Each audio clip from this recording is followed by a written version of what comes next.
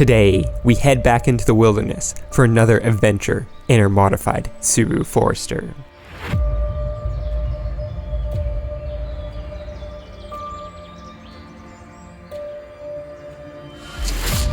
Our plan is to scout the trails for future journeys, making for a laid-back day in the shadows of the Rocky Mountains.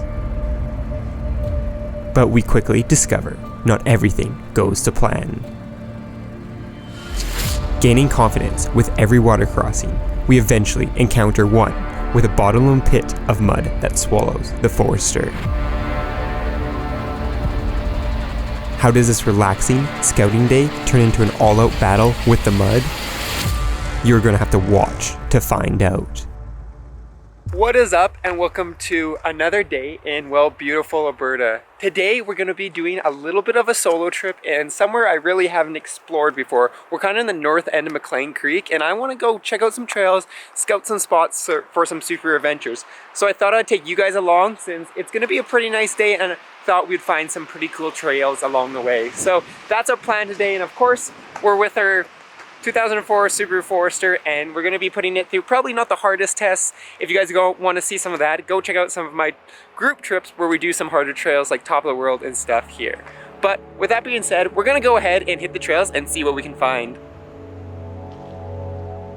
Only meters in, we started encountering puddle after puddle in the rough terrain.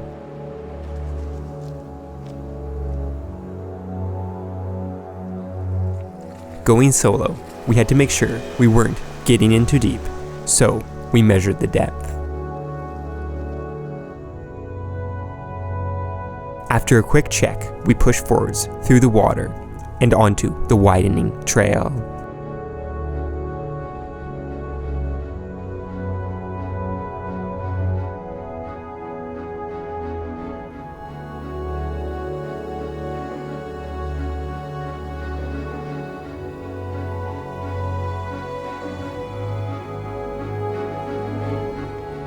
As we made our way through, it wasn't long before something caught our eye.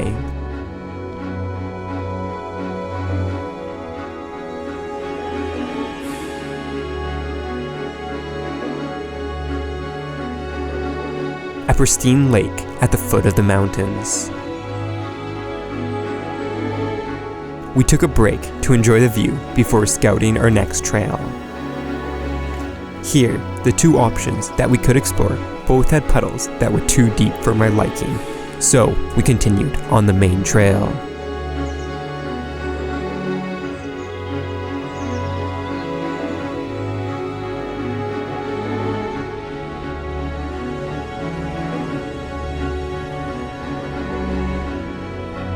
This led us back into the trees after the brief clearing. As we entered the trees, it wasn't long before we hit another body of water. This time, it was a lot bigger. After doing a depth check, which failed, we looked at our bypass options, which were also filled with water. Upon checking other options, some of which became too narrow, we found one possible route a few meters behind us.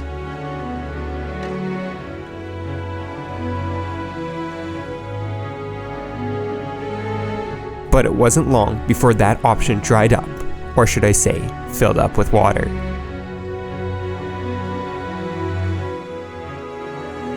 And well, McLean strikes again with all its water. So, as I mentioned, there was a kind of a cut line that kind of went for a long ways, and I wanted to explore it because it should theoretically take us to another cut line, which then would take us to kind of an open area.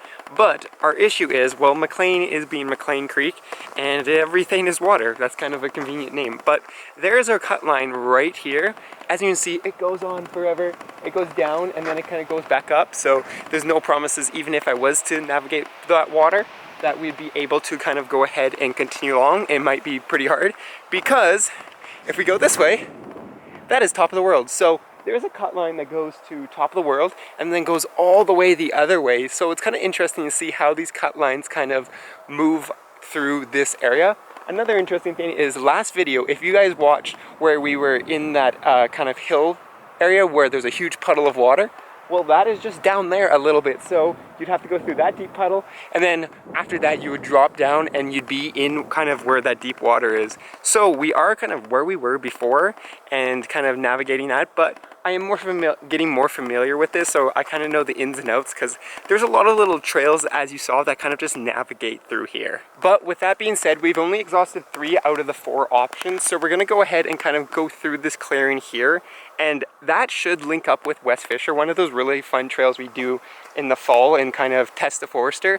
We should link up with the back of it, which would be interesting because that is actually the easiest part of West Fisher. So if we can link up with that, that'd be a good kind of way to navigate this part of McLean Creek. But as you guys seen, no promises, because everything here is just full of water. I can literally see a puddle right there and a puddle over there and a puddle like everywhere. And especially on these solo trips, I'm not going to push it with the Forester because, as you know, the winch is down right now, so we're not going to test our luck and get stuck. So we're going to go try our last option and see where that takes us.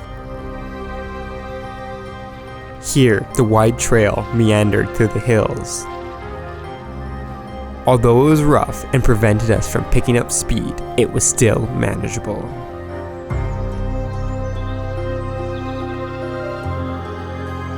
As we encountered more puddles, we carefully navigated around them, until we came across another big one. After some scouting, I thought I found a relatively easy line through.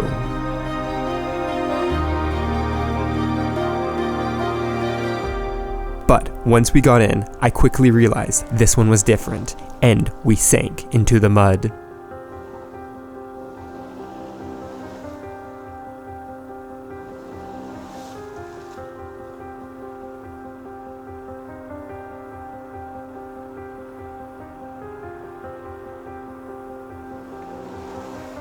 Leaving our wheels to spin helplessly.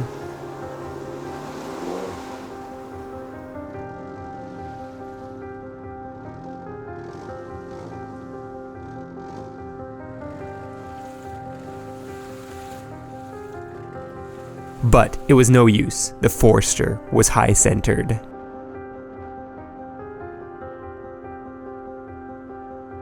So you know when you're overconfident and you do something stupid? Well, I'm in that moment right now. So as you guys saw, we had no issues going through a lot of these crossings just because we kind of took the side route and kind of figured our way through. Turns out this one is not like the others. I'm stuck in there. And as you saw, I literally tried everything. We got a little bit of moving forward and back for a little bit there, but it was like maybe 5 minutes and then I was stuck again. I was trying to use the winch because the winch did have a little bit of pulling power, but as you saw in that clip there, this is now my winch rope. So yeah, we ain't winching out of here. So no more McLean till we get a winch. This is not what I'd expect. Like it's watery, but just because I slipped off to that one little side there, it just completely kind of threw us into there. We've got the whole side here, this whole side on the car is actually just completely like lifted. We are sitting at pretty much full droop, so essentially I need to lift my car and get a bigger winch to do this stuff, I guess, or just get a winch that actually works, because I would be able to pull myself up, because if you can see, we are not that far from clearing it. I just slipped off to the side and I'm high centered. That's literally it. It's not even that it's deep because it's not even up to the doors. I can hear the exhaust burble a little bit because that's where my downpipe is under, not water, but it's probably taking on some water. But yeah, we're stuck there. But this is what we planned for. As I always say, you want to make sure that you're planned for your ventures. And well, that's why I have this Garmin InReach. So I messaged Austin and I was like, hey, any chance you could rescue someone that was overconfident in their Subaru? And he asked who was it. Obviously it's me. I'm the only one that's dumb enough to go wheeling with my Subaru with a broken winch. But yeah, so Austin is coming to rescue us. He knows McLean is pretty bad, so he asked if he needed a second vehicle. I said no, because well, I got myself here and it was no problem. It's just right here is a problem. So we're going to be just chilling a little bit and relaxing while we wait for Austin and the Jeep to come rescue the poor Forester out of the mud. And no more McLean videos until I get a winch. So hey Warren, send me a winch. As we sat there, alone, we took a moment to relax and enjoy the scenery. Then we spotted a white Gladiator cresting the hill, our rescue out of this mud pit.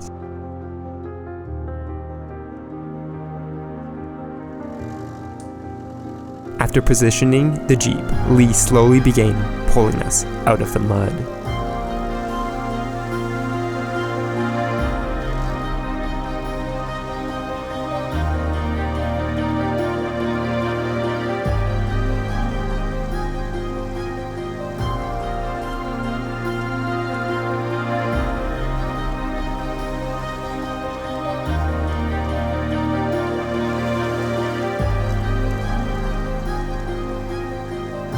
And without minutes, we were back on the move.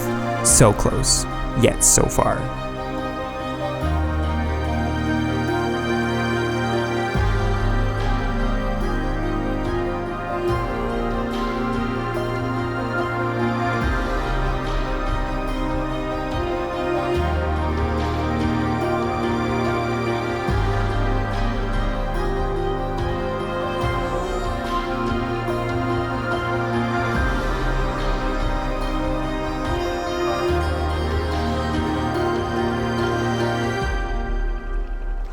And well, that would explain why I was not moving anywhere. So as you can see, it's almost like a paste. There's kind of, right here you can kind of see it's kind of like a paste, and it kind of suctioned the car. And well, there's where my car was sitting. So I was high centered. They had to drag me all the way across here till I could grab.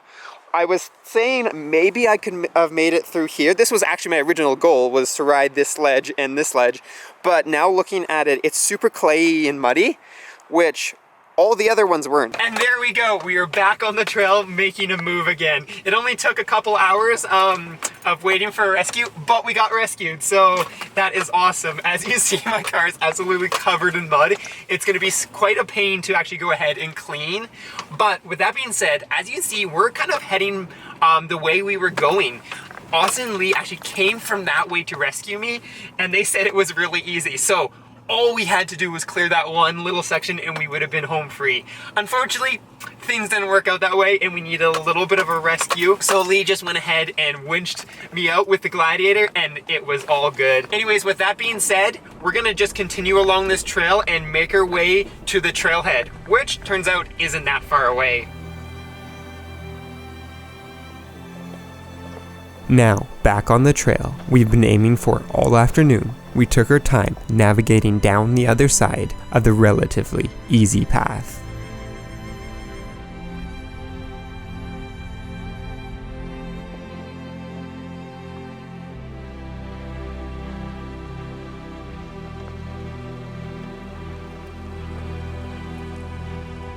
Winding our way back on the flat ground, we carefully tackled the last deep water crossing and finally rejoined the main road.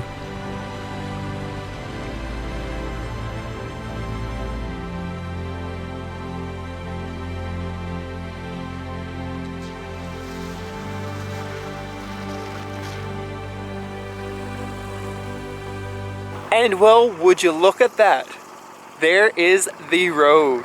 We officially made it back to the road. As you saw, it wasn't actually that long of a trail kind of getting here. It was more or less just kind of going through some bumpy sections and one little tiny water crossing that wasn't muddy. So we officially made it back to civilization. We got unstuck. Only thanks to Austin Lee coming to rescue me. So big shout out to them coming to rescue me, and no more McLean trips without a winch. So that is the promise that I'm going to do. With that being said, it was still a pretty fun adventure. I kind of like these challenges.